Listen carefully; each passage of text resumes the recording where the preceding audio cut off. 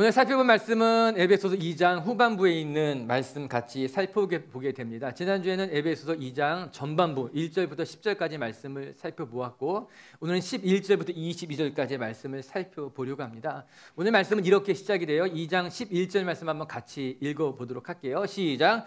그러므로 생각하라. 너희는 그때 육체로는 이방인이요 손으로 육체행한 할례를 받은 무리라 칭하는 자들로부터 할례를 받지 않은 무리라 칭함을 받는 자들이라. 이렇게 시작하고 있죠. 그러므로 생각하십시오라고 말입니다. 여러분, 기독교의 신앙은 무턱대고 믿고 따르고 추정하는 신앙이 아니라 생각하는 신앙인 거예요. 바울은 에베소서에서 계속해서 이렇게 이야기했잖아요. 지난주 그 전주 말씀을 생각해 보게 되면 알아야 된다는 겁니다. 그래서 바울이 이렇게 말하죠. 지혜와 계시의 영을 주셔서 하나님을 알게 해 주십시오. 우리가 믿고 섬기는 하나님이 어떠한 분인지 알아야지만 우리의 신앙이 깊어지고 성장해 갈 수 있는 거예요. 뿐만 아니라 그 후에 바울은 이렇게 말합니다. 우리의 마음의 눈을 뜨게 하셔서 우리가 받은 축복이 무엇인지 알기를 원합니다. 우리가 하나님의 기업에 영광에 풍성한 것이 우리 안에 있는 하나님의 능력이 지극히 크고 넓은 것인지를 우리가 알도록 마음의 눈을 뜨게 해주십시오. 그거 바울의 기도였던 거예요. 다시 말하게 되면 바울은 에베소 성도들이 하나님에 대해서 또 내가 얼마나 복을 받은 사람인지 알아야지만 신앙이 깊어진다는 이야기하고 있는 거예요. 그리고 나서 이제는 2장 11절에 보니 알 뿐만 아니라 생각해야 된다 이렇게 이야기하고 있습니다. 그러므로 생각하십시오 라고 말해요. 무턱대고 믿고 따를 것이 아니라 생각해 보라라고 하는 거예요. 신앙생활을 멍하니 신앙생활을 하지 말고 우리가 생각해야 될 것들을 생각해 가면서 신앙생활을 하십시오. 요즘 우리가 살고 있는 시대는 점점 생각하지 않는 시대인 것만 같아요. 아니, 생각하는 것이 어리석다. 우리 신앙도 생각하지 않는 신앙이 되어버리는 것만 같더라고요. 요즘 책 읽는 것도 긴 책 읽는 거 싫어해요. 노래를 들어도 요즘 노래들의 특징 아십니까? 간주가 없어요. 간주할 시간 필요 없다는 거예요. 모든 것이 짧아야 된다는 거죠. 오래 끌지 말라라고 하는 거예요. 그러나 성경은 우리에게 생각해야 된다고 말합니다. 오늘 말씀을 보니 너희가 전에는 이방 사람이었는데 너희가 전에는 할례 받지 않았던 외인들인데 그럼에도 불구하고 너희가 어떻게 하나님의 사랑을 받았는지 하나님이 어떻게 너희를 자녀 삼아 주었는지 너희 생각해 봐야 된다는 겁니다. 오늘 12절의 말씀이 이렇게 이어지잖아요. 12절 한번 같이 읽어볼게요. 시작. 그때 너희는 그리스도 밖에 있었고 이스라엘 나라 밖의 사람이라 약속의 언약들에 대하여는 외인이고 세상에서는 소망이 없고 하나님도 없는 자이더니 오늘 말씀이 충격적이지 않습니까? 너희들이 어떠한 사람인지 생각해 보십시오. 하나님의 언약에 대해서는 외인이었다라고 하는 겁니다. 세상으로 보면은 너희는 소망이 없는 사람들이었다라고 하는 거예요. 하나님의 자녀도 아니었다 그렇게 이야기하는데 그러나 이제 하나님이 너희를 사랑하셨고 너희를 하나님의 자녀 삼아 주셨다는 거죠. 얼마나 놀라운 말씀이에요. 얼마나 복된 말씀입니까? 이런 것들을 너희가 잊지 말고 늘 생각하면서 신앙생활 해봐라. 제 눈에 띄는 문구는 13절의 이 말씀이에요. 너희가 그리스도의 피로 가까워졌다는 겁니다. 이 말씀이 제 마음에 많이 와닿게 되더라고요. 우리가 예수 그리스도의 피로 하나님과 가까워졌다는 겁니다. 하나님 앞에 가까이 나아갈 수 없는 존재였는데 하나님의 언약에는 외인이었고 소망이 없는 사람들이었는데 하나님께서 우리를 부르셨다는 거예요. 이제 우리가 하나님 앞에 가까이 나아갈 수 있게 됐어요. 아니, 하나님 앞에 가까이 나아갔다라고 하는 겁니다. 저 여러분에게 묻고 싶어요. 성경은 이제 우리가 예수 그리스도를 말미암아 하나님과 가까워졌다고 말하는데 여러분 정말 하나님과 가까워지셨습니까? 하나님을 날마다 매일 느끼고 있으며 하나님과 가깝게 동행하고 있으며 하나님이 여러분 곁에 가까이 계시는 것을 날마다 누리며 살아가고 있는가? 오늘 그 말씀하고 있는 것 아니겠어요? 우리가 하나님과 가까워졌습니다. 예수님으로 말미암아 하나님과 가까워졌는데 그것을 알고 있는지 생각해 보십시오라고 말이에요. 여러분, 이제 우리 추석에 한 해를 돌아보았잖아요. 내가 하나님께 받은 복이 무엇일까? 세 보았죠. 여러분들은 어떻습니까? 어떤 복 받고 살고 있습니까? 우리 중에 30년 산 분도 있고 40년 산 분도 있고 그보다 더 많이 사신 분들도 있는데 내가 지금까지 받은 복 중에 가장 생각나는 것이 무엇일까? 내가 지금까지 살았던 것 중에 가장 기억나는 좋은 일, 행복했던 것, 내가 처음 내 집을 장만했을 때 아니면 내가 내 차를 마련했을 때 그런 이런저런 일들이 정말 좋은 기억들, 행복한 시간들 복받았다 그런 생각하게 되는 것 아니겠어요? 그런데 오늘 말씀 보면서 우리가 결코 잊지 말아야 될 내 삶의 가장 큰 복이 무엇인가? 그것은 하나님께 가까이 나아가는 날이 있었다는 거예요. 하나님을 만난 날이 있고 하나님으로 말미암아 내 삶이 변화되는 그 날을, 그 사건이 우리에게 가장 복된 날, 가장 멋진 선물인 것 아니겠어요? 우리 빛의 교회 성도 여러분, 오늘 말씀 이어가기 앞서서 먼저 축복합니다. 하나님 곁에 가까이 다가가셔서 하나님과 동행하시고 하나님이 여러분 곁에 계신 것을 날마다 느끼며 누리는 성도님들 되시기를 주님의 이름으로 축복합니다. 그럼 이제 바울이 하나님 곁에 가까이 다가간 우리들이 무슨 일을 해야만 하는지, 우리가 하나님의 복을 받은 사람들로서 어떠한 삶을 살아가야 될지를 오늘 본문에서 설명해 주고 있는 거예요. 우리 오늘 세 가지를 같이 묵상하게 될 텐데, 오늘 말씀 하나하나 배워가면서 여러분의 삶에 하나님이 기뻐하시는 신앙이 열매 맺었으면 좋겠습니다. 첫 번째, 오늘 말씀을 통해 우리가 배우게 되는 것은 우리 하나님께서 우리 관계 안에 있는 막힌 담을 허무시고 우리로 하여금 화평케 하셨다는 것을 이야기하고 있습니다. 에베소서 2장 전반부, 우리가 지난주에 살펴본 말씀은 하나님과 우리가 화목하게 됐다는 이야기예요. 그것은 수직적 관계의 평화입니다. 우리가 죄인이었고 하나님을 떠난, 이전에는 하나님 앞에 사랑받지 못한 존재였지만 이제 하나님과 우리가 화평하게 됐다는 것을 수직적 관계에 있어서 화목함, 그건 이제 에베소 2장 전반부에 말하는 거예요. 그리고 오늘 11절부터 에베소 후에 2장 후반부에서는요, 하나님과의 사랑을 회복한 우리들이 이제는 수평적인 관계에서도 화평을 회복해야 된다는 이야기를 하고 있습니다. 바울이 계속해서 에베소 성도들에게 강조하고 있는 것이 무엇인가 하면, 너희가 전에는 율법에 속한 사람들이 아니었다는 거잖아요.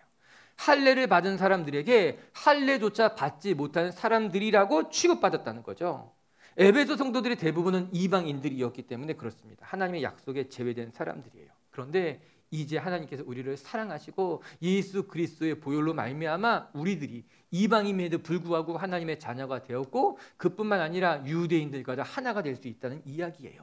우리 14절과 15절의 말씀 같이 한번 읽고 한 절씩 묵상하겠습니다. 시작.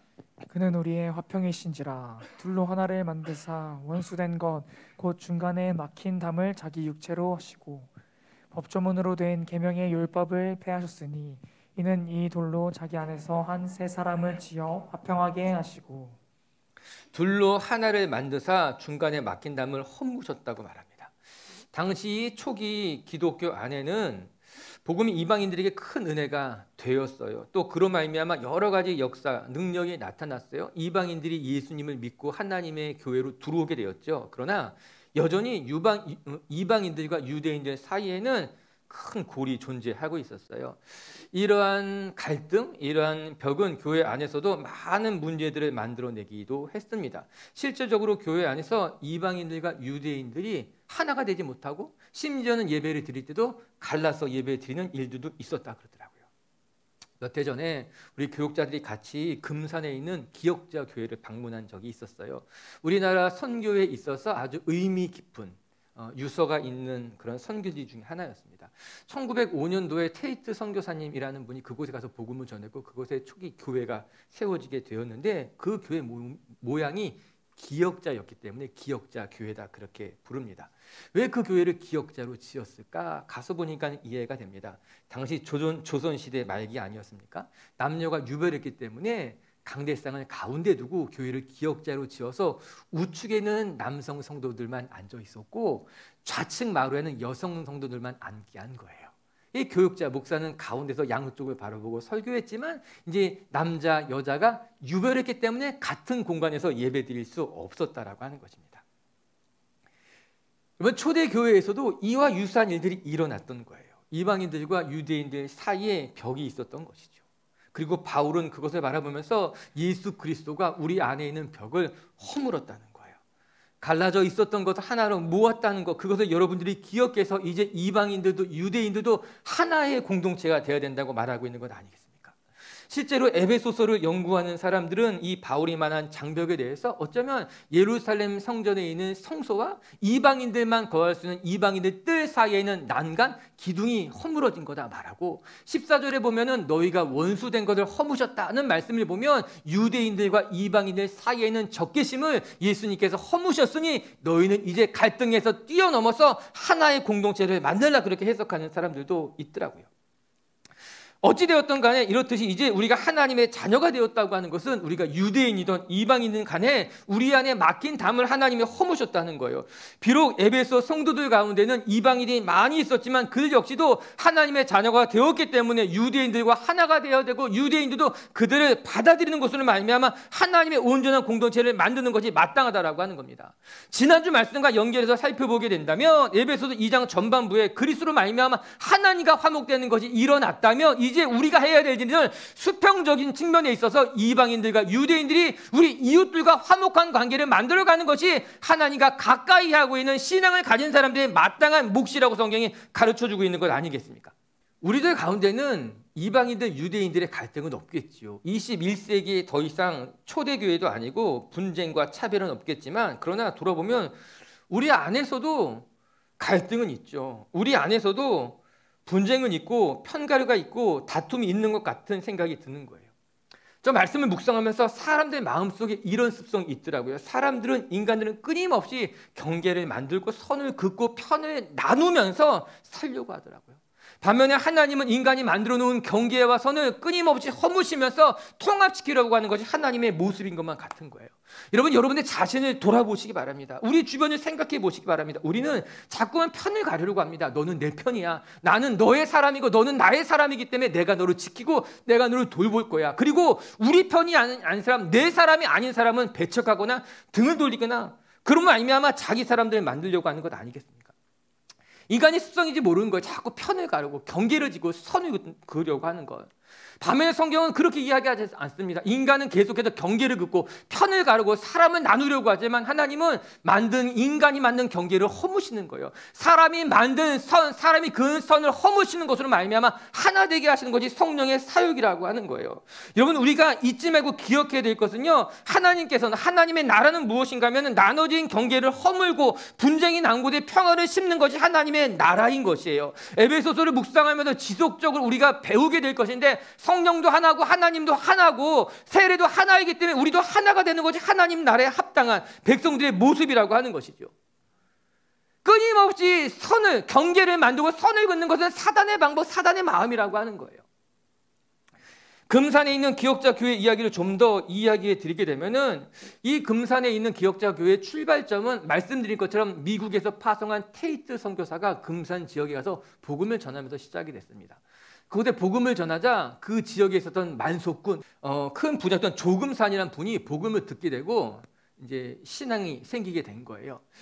예배를 드릴 수 없었던, 교회당이 없어서 예배를 드릴 수 없는 모습이 안타까워서 자기의 집을 내어주어서 그곳에서 예배하기 시작하게 됩니다. 이 조금산이란 그분의 집에서 예배가 시작되게 되자 그들 가족뿐만 아니라 그 집안에 있는 모습들도 그 지역에 있는 사람들이 찾아와서 예배하기 시작하게 된 거죠. 그래서 금산의 기억자 교회가 시작되게 된 것이에요. 여러 시간이 지나고 난 이후에 테이트 선교사는 이제 이 교회를 자립시키기 위해서 리더십을 선출해야 되겠다 생각하게 됩니다. 장로님을 뽑게 되는 거예요. 그래서 모든 성도들이 모여서 그 조금산 분의 집에서 장로를 선출하게 됐는데 누가 선출되었는가 하면 조금산이라는 분이 선출된 것이 아니라 그의 머슴이었던 이자익이 근소한 차이로 장로로 선출되게 된 거예요. 사람들 사이에 수군거리는 일이 일어났어요. 테이트 선교사님도 당황했다 그러더라고요. 그런데 그때 이 조금산이라는 분이 일어서서 이렇게 말했다는 거예요. 하나님이 지금 우리 교회에 필요한 사람으로 세운 것은 내가 아니라 이자익이라는 분입니다. 그분이 우리 교회에 가장 필요한 분이었기 때문에 하나님이 장로로 세우셨으니 우리가 다 같이 마음을 모아서 그분을 장로로 세우고 함께 교회를 만들어 가십시다. 그렇게 이야기했다라고 하는 거죠. 그래서 이 조금산이라는 분의 머슴이었던 이자익이 그 교회의 초대 장로가 된 것인 거죠. 그뿐만이 아니라 이제 이 조금산이라는 분이 이분을 가만히 보니까는 총명한 거예요. 그래서 이 이자익이라는 분을 이제 우리로 말하면 신학교에 보내게 돼서 신학교를 졸업할 때까지 풀 서포트를 하게 됩니다. 그리고 그 신학교를 졸업하고 난 이후에 목사가 되자 금산교회 초대 담임 목사님으로 청빙하게 된 거예요. 물론 시간이 흘렀기 때문에 이 조금산이라는 분도 그 교회 장로님이 되어서 이 조금산 난 장로님과 이자익, 머슴이었지만 목사가 된 그분이 함께 협력하고 존경하면서 이제 금산 기역자교회를 잘 섬겨갔다고 하는 아름다운 이야기가 그 교회의 실제 스토리예요. 개척 이야기라고 하는 것이에요. 그 당시 조선시대 말은 주인과 종, 상전과 머슴이 함께하는 신분제도였던 것 아니겠습니까? 그럼에도 불구하고 복음을 받아들였던 우리 조상들, 믿음의 조상들이 어떻게 복음 안에서 신분을 넘어서서 아름다운 공동체를 만들어지는지 보여주는 너무나 멋진 모습인 것 아니겠습니까? 여러분, 그렇게 우리나라 교회들은 부흥에 갔고 성장에 가고 그럼으로 말미암아 우리가 이렇게 이 자리에서 예배할 수 있게 된 것 아니겠습니까? 여러분, 하나님의 나라는 복음이라고 하는 것은요, 신분을 뛰어넘어서 이방인이든 유대인이든 그것을 다 하나 되게 만들 수 있는 것이 복음의 능력이라고 하는 거예요. 저는 우리 비치교회 성도들이 이 복음의 능력을 경험해 가면서 여러분 안에 세워진 담이 허물어지고 경계가 무너지고 선을 그었던 것이 무너지고 정말 하나의 공동체를 경험해가는 성도님들 되시기를 주님의 이름으로 축복합니다. 오늘 말씀이 이렇게 연결되고 있어요. 17절 18절 한번 같이 읽어볼까요? 우리가 하나가 되었을 때 어떤 일들이 일어나는가? 시작.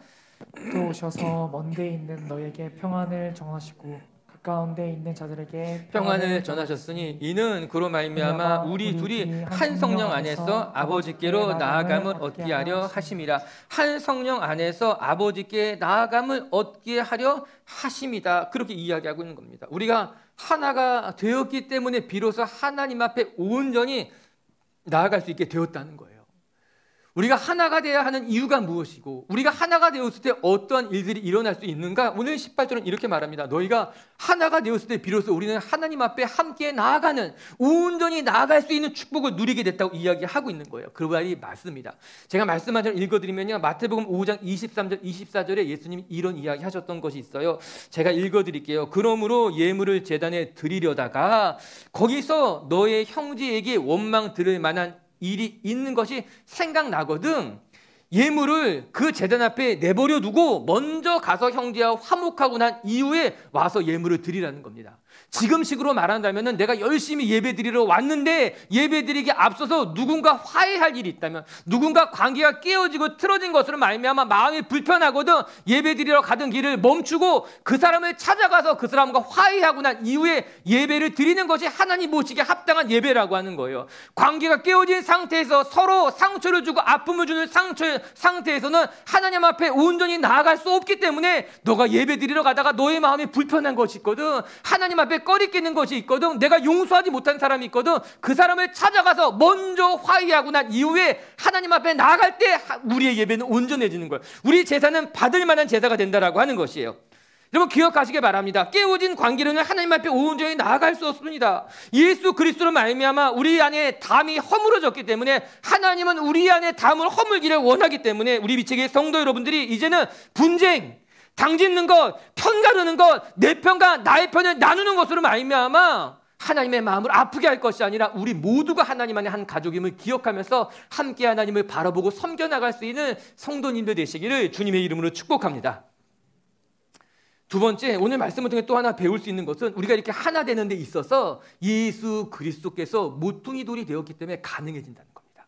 여러분, 우리의 힘으로는 하나 될 수 없어요. 우리의 어떤 노력으로는 하나 될 수 없지만, 그러나 예수 그리스도께서 우리의 모퉁이 돌이 되었기 때문에 비로소 하나가 될 수 있다. 우리 20절의 말씀 한번 같이 읽어볼게요. 시작. 너희는 사도들과 선지자들의 터 위에 세우심을 입은 자라. 그리스도 예수께서 친히 모퉁이 돌이 되셨느니라. 그리스도 예수께서 친히 모퉁이 돌이 되셨느니라, 이렇게 이야기하고 있어요. 모퉁이 돌이 무엇이겠습니까? 건물을 지을 때 두 개의 면을 연결해주는 기둥, 그것의 받침이 되는 것이 모퉁이 돌이라고 하는 거예요. 이쪽 면과 또 다른 쪽 면을 연결할 때 이 모퉁이 돌이 없이는 연결되지가 못하는 거예요. 건축이 우리에게 낯설게 느껴진다면 레고와 같은 블럭을 생각해도 좋을 거예요. 두 개의 다른 블럭을 연결하기 위해서는 그 연결하는 데 필요한 어떤 블럭이 있는 것 아니겠습니까? 그 연결 블럭이 있어야지만 두 개를 체결할 수 있고, 체결하고 난 이후에도 흔들리지 않고 견고하게 세워놓을 수 있는 것이죠. 이에 바울은 무엇으로 유대인들과 이방인들이 하나가 될 수 있겠는가? 그리스도 예수께서 우리의 모퉁이 돌이 되었기 때문에 불가능할 것 같았던 이방인들과 유대인들이 하나가 될 수 있었다라고 하는 겁니다. 인간적인 관점으로 보면은 서로 끊임없이 반목하고 용서하지 못하고 하나 될 수 없었던 그들이 예수 그리스도로 말미암아 하나가 될 수 있었다는 거예요. 여러분, 당시에 유대인들과 이방인들은 물과 기름과도 같은 존재예요. 결코 어울릴 수 없는 사람들입니다. 유대인들은 오랜 시간 동안 이방인들을 사람으로 취급하지 않았습니다. 유대인들은 오랜 시간 동안 무엇을 배웠는가 하면은 이방인들과 교제해서는 안 된다는 것을 어려서부터 배워서 자랐기 때문에 하나 될 수 없었어요. 이런 유대인들의 사고, 교육, 태도는 이방인들이 그들의 마음의 문을 여는데도 너무나 큰 장애물이 되었던 겁니다. 여러분, 나를 반겨주지 않는 사람을 내가 좋아할 이유가 있겠어요? 나를 싫어하는 사람들을 내가 마음의 문을 열고 그들을 반겨줄 마음도 이방인들에게도 있지 않았습니다. 그렇기 때문에 이 유대인들은 유대인 나름대로 이방인들은 멀리했고, 이방인들도 유대인들이 싫었기 때문에 하나가 되지 못했던 거예요. 그런데 그들 가운데 복음이, 그들 가운데 그리스도 예수가 나타난 것으로 말미암아 연결고리가 생긴 거예요. 모퉁이 돌이 되셨어요. 그 예수로 말미암아 비로소 에베소 교회뿐만 아니라 초대 많은 교회들이 비로소 하나의 공동체, 하나의 교회를 만들어가게 된 것 아니겠습니까? 여러분, 기억하시기 바랍니다. 우리 안에 깨어진 관계가 있다면, 우리 가운데 하나 되지 못하는 것이 있다면 우리의 힘으로는 안 되지만 예수님께서 여러분의 관계 속에 모퉁이 돌이 되어서 깨어진 관계들, 무너진 관계들을 하나로 만드시면서 여러분의 삶에, 여러분의 관계에 하나님의 나라가 임하게 될 줄로 저는 믿습니다. 사람들은 학연, 지연, 여러 가지 공통 분모가 우리를 하나로 만들 수 있다고 생각하게 됩니다.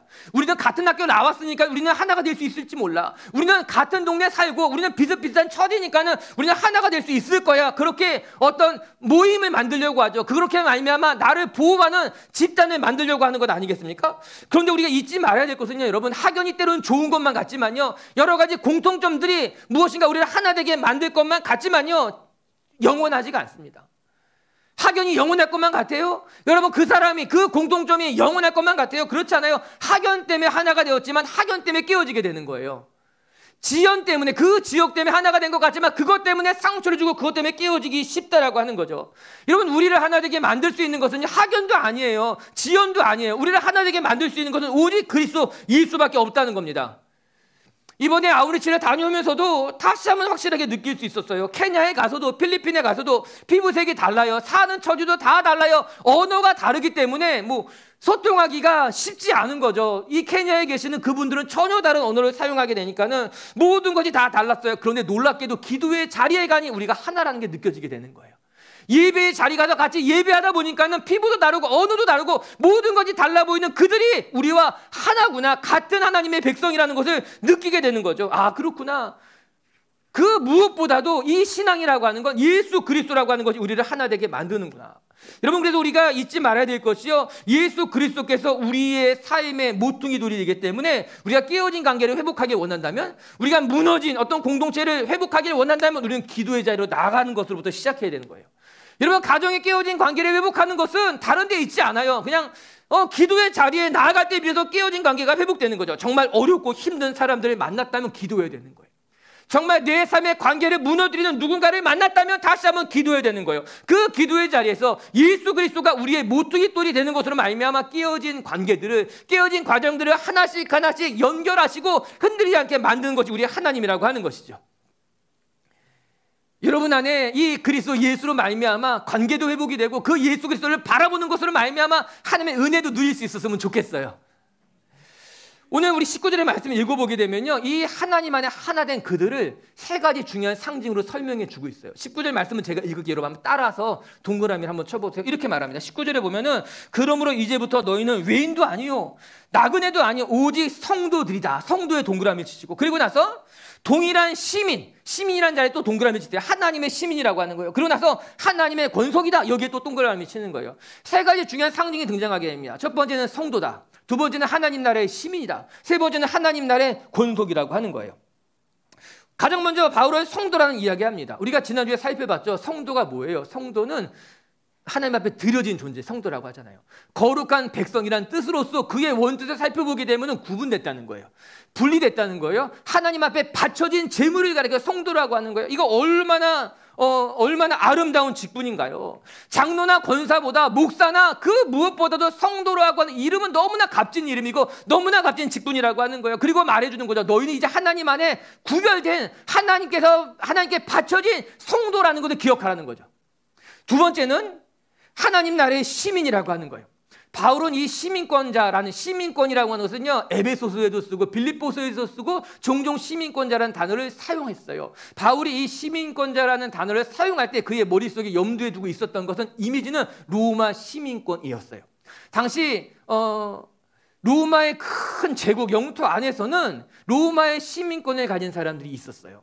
그들은 로마에 속한, 로마의 보호를 받는, 로마의 특혜를 가지고 있는 사람들이 이 로마의 시민권을 가진 사람들이었던 거예요. 그래서 그들은 크게 두 가지로 나눠진다는 거죠. 로마의 시민권을 가진 사람과 로마의 시민권을 갖지 못한 사람은 구별되는 거예요. 로마의 시민권을 가진 사람들은 로마에 속한, 로마의 보호를 받는 사람들이 로마의 시민권자를 가진 거예요. 오늘 바울은 그 개념 속에서 우리가 누구인가? 우리는 하나님 나라에 속한, 하나님의 보호하심을 받는 하나님 나라의 시민권자라고 말하는 거죠. 우리도 육체적으로 본다면 우린 대한민국의 시민권자인 거예요. 이 대한민국의 법을 따르는. 그러나 영적으로 본다면 우리가 누구에게 속했는가 하면은 동일하게 하나님의 나라에 속한 사람들, 하나님의 보호를 받는 사람들, 하나님의 큰 울타리 안에 있는 사람들이라는 것을 기억하면서 이제 우리가 하나가 되어서 하나님 나라의 시민권자라고 말하고 있는 것 아니겠습니까? 그리고 세 번째는 하나님 나라의 권속이다. 이 가족이란 단어인 거예요. 저는 이 마지막 권속이라는 단어가 참 좋습니다. 권속이라는 것이 한 집안에 있는 사람들을 권속이라고 하는 거예요. 한 울타리 안에. 그래서 한자로 읽어보게 되면 이 권자가 돌볼 권자예요. 권고하다. 돌볼 권자에 속자는 무리 속자를 이야기하고 있는 거죠. 하나의 무리에 속해서 서로를 돌보는 사람들이 권속인 거예요. 참 아름다운 이야기 아니겠어요? 우리가 하나님 안에 이제 하나가 되어서 이방인이든 유대인이든 우리는 한 울타리 안에 하나님의 한 공동체 안에서 서로를 돌보고 서로를 지켜주는 같은 권속이 됐다라고 하는 거죠. 사랑하는 미치교회 성도 여러분, 우리 모두가 하나님의 권속이 된 것을 기뻐할 수 있게 되길 주님의 이름으로 축복합니다. 이런 것들을 다 통틀어서 바울은 어떤 단어로 설명하고 있는가 하면 너희가 하나님 안에 양자가 됐다고 말하고 있는 거예요.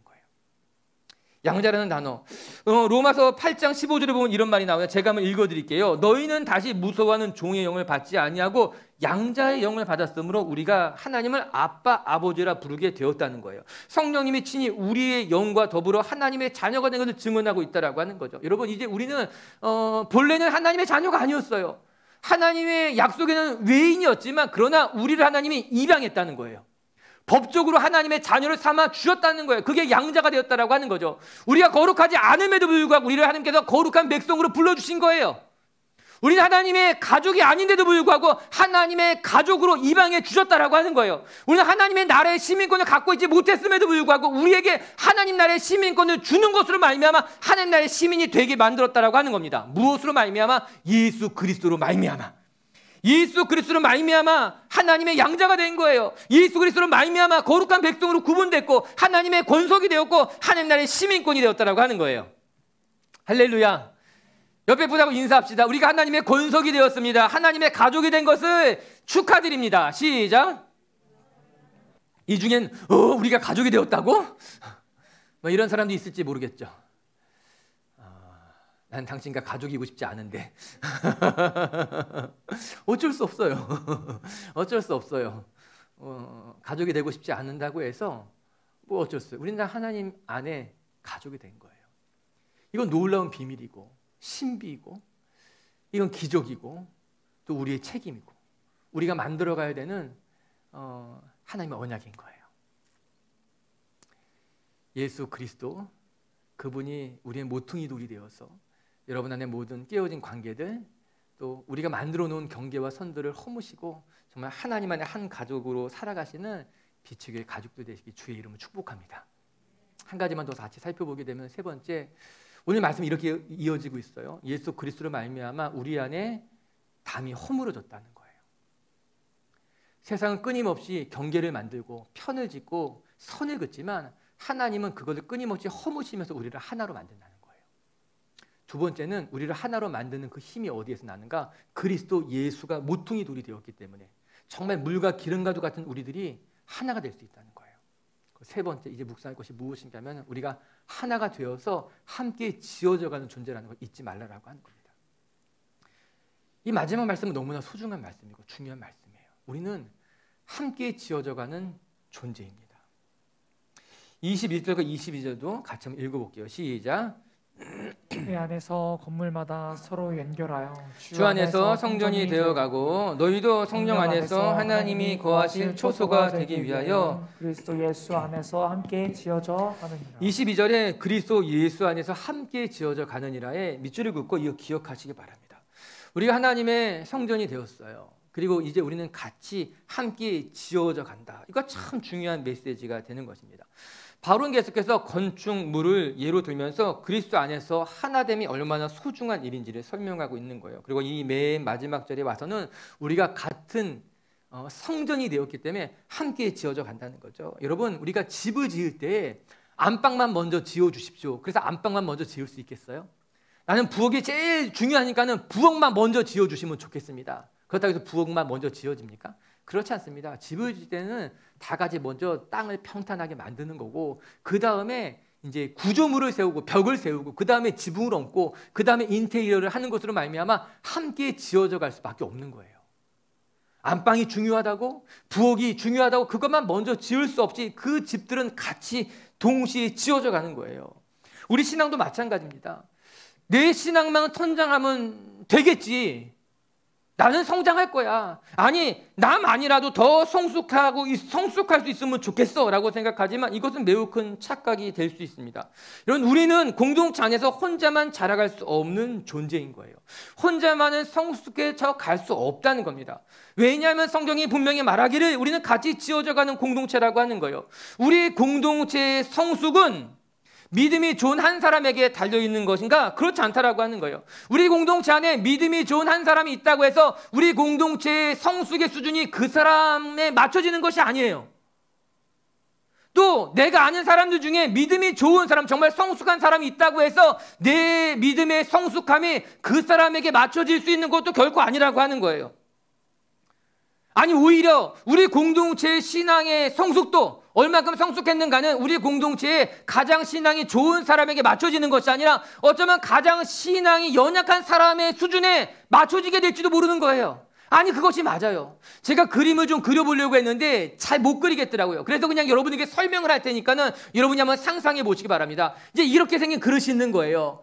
그냥 동그란 것이 아니라 다 양옆이 부르르 깨져 있어서 이렇게 구멍이 난 이런 그릇이 있는데, 이런 그릇에 물을 한번 담아보자는 거죠. 물이 어디까지 채워질 것 같습니까? 가장 높은 여기까지 물이 채워질 것 같아요? 그렇지 않습니다. 여기까지 물이 채워지는 것이 아니라 가장 낮은 곳까지 물이 새나가서 이 그릇에 물이 채워지기는 가장 낮은 곳에 물이 채워지게 되는 거예요. 우리 신앙 안에 믿음의 이제 성숙한 사람도 있겠고, 이제 나중에 신앙을 갖게 된 사람도 있겠지만, 우리 공동체에 하나님의 은혜가 얼마큼 담겨질 수 있을까? 하나님이 우리 공동체 안에 은혜를 부으신다면 어느 정도, 어느 수준까지 담겨질 수 있을까? 아무리 신앙이 좋은 사람들, 성숙해 보이는 사람들이 있다 해도 우리 공동체의 은혜는 그들 수준에 담겨지는 것이 아니라 나중된 자의 수준, 이제 막 신앙이 시작되는 사람들에게까지밖에 하나님의 은혜가 담겨지지 못하는 거예요. 그래서 우리가 해야 할 일들은 우리 모두가 함께 성장해 가도록 서로를 권면하고 돕는 일이 필요하다라고 하는 겁니다. 사랑하는 미체교회 성도 여러분, 전 우리 미체교회 성도 여러분들이 우리의 신앙이 함께 성장해 가고 함께 자라간다는 것을 기억해 가면서 나중된 자를 돌보시고 연약한 자들을 위해서 중보하는 것으로 말미암아 함께 온전한 모습으로 지어져 가는 그런 하나님의 은혜를 경험할 수 있는 하나님의 사람들이 되시기를 주님의 이름으로 축복합니다. 여러분이 함께 지어져 간다는 것이 자칫 부정적으로 들릴지 몰라요. 아니, 나 혼자 열심히 신앙생활해서 나는 그래도 성숙한 모습이 되고 싶은데, 그러나 이게 부정적인 것만은 아니에요. 오히려 하나님께서 우리에게 허락하신 하나님 나라의 비밀이 있다는 거죠. 나중된 자를 돌보고 믿음이 연약한 사람들을 이렇게 섬길 때에 우리는 지금까지 경험해 보지 못했던 하나님이 우리 모두를 온전하게 하는 은혜를 체험하게 될 줄로 저는 믿습니다. 나만 성장해 가는 것이 아니라 내가 누군가를 돌볼 때 함께 성장해 가는 그 은혜, 그 신앙의 신비를 하나님은 경험하게 하실 거예요. 할렐루야. 아, 싫어요? 그래도 혼자 막 성숙해 가고 싶어요? 혼자 달려가고 싶어요? 죄송하지만 그렇게는 되지 않아요.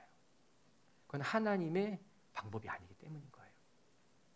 정말 여러분들이 영적으로 성장해 가고 깊어지길 원한다면 믿음이 연약한 사람들을 돌보는 것으로 말미암아 함께 하나님의 나라를 만들어 가시는 그런 정말 건강한 신앙인들이 되었으면 좋겠습니다. 옆에 분하고 축복합시다. 우리 함께 성장해 갑시다. 말씀을 정리하십시다. 오늘 에베소 2장 후반부에 있는 말씀은 여러분 생각하십시오 라는 말씀을 시작하고 있습니다. 맞아요.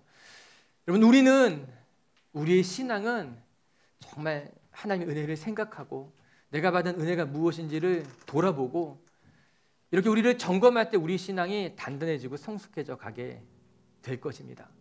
무턱대고 믿고 또 맹종하는 어리석은 신앙이 되는 것이 아니라 늘 자기 자신을 성찰하고 돌보는 것으로 말미암아 건강하게 성장해 나가는 빛의 교회 가족들이 되었으면 좋겠습니다.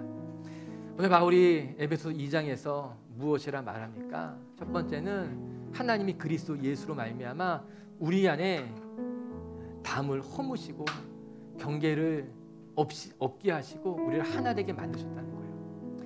여러분, 인간은 자꾸만 경계를 만들고 선을 긋고 내 편과 내 편을 나누는 것으로 말미암아 자기를 안전하게 지키려고 하는 유혹을 받게 됩니다. 그러나 하나님은 인간이 만든 경계를 허물고 인간이 그 선을 지우고 오히려 우리를 하나 되게 하는 것으로 말미암아 하나님 나라의 풍성한 것을 누리게 하시는 것 아니겠어요? 전 우리 빛의 교회 성도 여러분들이 여러분이 만든 경계와 선으로 여러분을 지키는 것이 아니라 정말 하나님께서 우리를 하나 되게 하신 것을 기억하며 그 하나됨으로 하나님의 은혜를 더 누릴 수 있는 성도님들 되시기를 주님의 이름으로 축복합니다. 두 번째, 어떻게 우리가 하나가 될 수 있을까? 물과 기름과도 같은 정말 나와 맞지 않은 그들과 어떻게 하나가 될 수 있을까? 성경은 그리스도 예수께서 모퉁이 돌이 되셔서 그것을 만들어 가신다는 겁니다. 그럼 걱정하지 마세요. 우리는 모난 사람들이에요. 그러나 우리 모난 사람들을 그리스도 예수께서 모퉁이 돌이 되셔서 하나로 만드실 줄로 저는 믿습니다.